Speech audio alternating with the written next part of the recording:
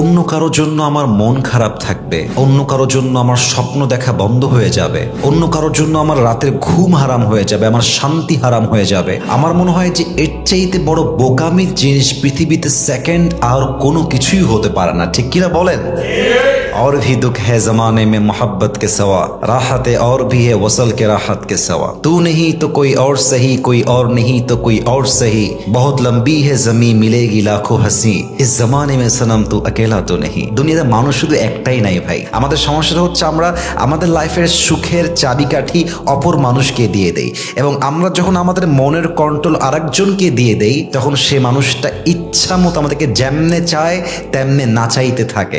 এজন্য যদি হ্যাপি হতে চান, সুখী হতে চান, নিজের সুখের মাপকাঠি কখনো সেকেন্ড কোনো পার্সনকে দিবেন না, বরং আপনার জীবনে আপনি সুখী হবেন, আপনার মন আপনার জন্য হ্যাপি হবে, তবেই দেখবেন পুরো জীবনটাকে আপনার সুখময় করে দিবে একজন। তিনি কে?